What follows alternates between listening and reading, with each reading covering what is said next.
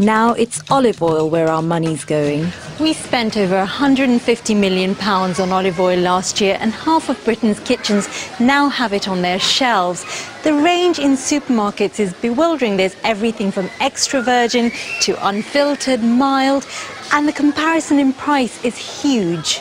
I'm interested in one that costs £10.99, of which we import only 80,000 litres every year. Is it really worth the extra cost? To find out, I'm going on a journey of over 2,000 miles to the West Bank, a region best known for decades of conflict. But I'm here to learn about Palestinian olive oil.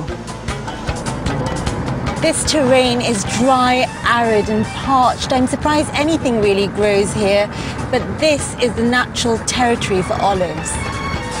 Olives have a longer history than Christianity in this region. Some trees are dated at least 3,500 years old. But until just a few years ago, this ancient industry was largely unknown to the outside world.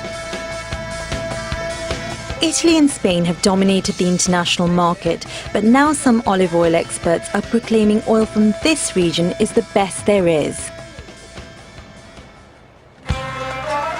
I'm on my way to meet Razik Abu Nasser, whose oil has been available on UK shelves since last year. My name's Ravinder. Nice to meet you. Razik's family have been farming this land for at least 4 generations. Today, I'm joining him on a donkey ride down to the groves, where his family are already hard at work picking. How many olive trees do you have, Razik? In all of my fields, I have about 150 trees. 150. Which ones are better, the green olives or these darker ones? For olive oil, the dark one is better. For consuming it as olive, green one is better. How much would you get for a kilo? For a kilo of olive oil, about €6. And are you happy with that Yes. price? We normally produce organic olive oil. We didn't use chemicals, we didn't use fertilizers. Why don't you use chemicals and fertilizers? First of all, it is cost. Yeah. Cost money. We haven't the money to use or to buy, which work on the quality of the olive oil to produce organic olive oil. Razik and his family work for 10 or more hours a day to harvest 1,000 kilos of olives across the season, which are then turned into 300 kilos of oil. It's very much manual labor. In many oil-producing countries, it's far more mechanized. They're lovely. Nice and firm. This method of picking olives and making olive oil is centuries old. It really hasn't changed at all. The only difference now is that for the very first time we can buy this delicious olive oil in our supermarkets back in the UK.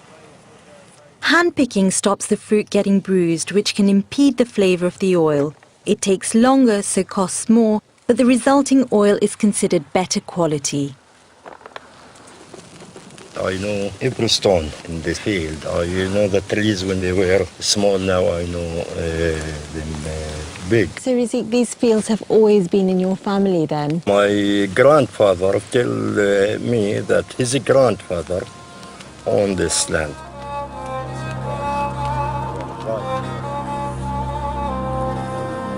We head off back up the hill with the donkey laden. Assalamu alaikum. It's October, the start of olive season.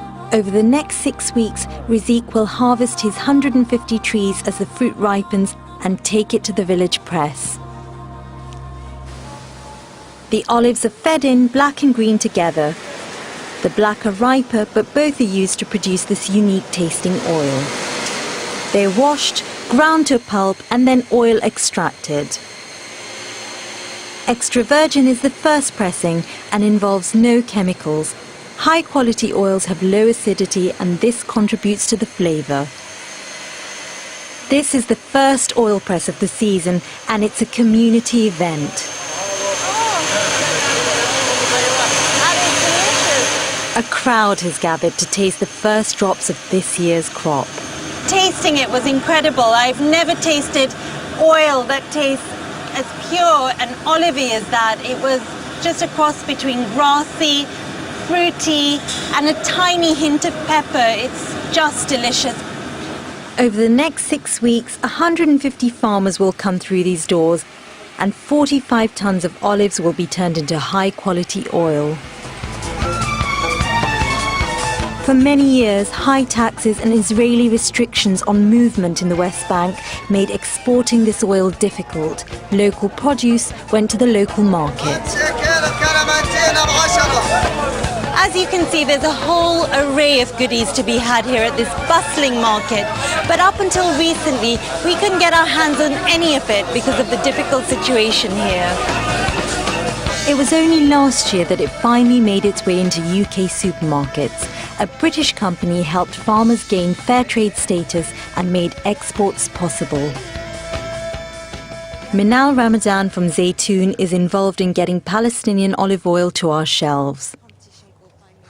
Fairtrade certification means that Palestinian farmers could access a worldwide market, and it just put it on international shelves in the supermarkets. What has this meant for the community here? It means that the farmers are really building their own economy, and they're not relying on aid and handouts. Trade is a very dignified way for them to really build their own economy. The olive oil industry is hugely important to this area, employing 65% of the working population of the West Bank during olive season. Poverty is rife here, but the promise of the new export market has encouraged farmers to plant new olive trees. There's an old Arabic saying that proclaims there's only 3 constants in life: death, change, and olive trees. And with the export industry here really beginning to take off, these saplings are just a symbol of economic hope. But the difficulties in this region are not very far under the surface. As we're filming, a man appears with a semi-automatic rifle. There's an Israeli settlement behind me, and the man who's pulled up has got an M16 gun, so I think we're going to have to stop filming. The man is from the nearby Israeli settlement, and after making a few calls, left us to carry on. But the signs of conflict are everywhere.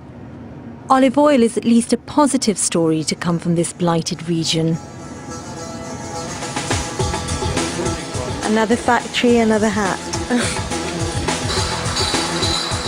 I've come to a bottling plant on the outskirts of the Palestinian city of Nablus.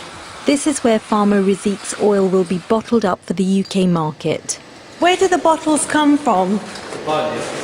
Italy. You're importing them from Italy. Why not just manufacture your own glass? Well, actually, it's not allowed to manufacture glass in Palestine, as there is a claim that these bottles could be used for other purposes, harmful purposes. Is the worry that if you're manufacturing glass that it'll be used for bomb making? Is that what you're trying to say? Yes. Okay. What would you say to the British consumer? Why should we be buying Palestinian olive oil? We should support these efforts of people who are trying to make living. A bottle of olive oil in a kitchen in the UK, that means a few kids got milk or food in Palestine houses. Over 2 million litres of olive oil leave the West Bank each year. The UK imports 80,000 litres from this, one of the oldest olive regions in the world. On UK supermarket shelves, Palestinian olive oil doesn't come cheap. It's at the premium end of the market. But this unique tasting, hand-picked olive oil is giving a positive future to a centuries-old tradition.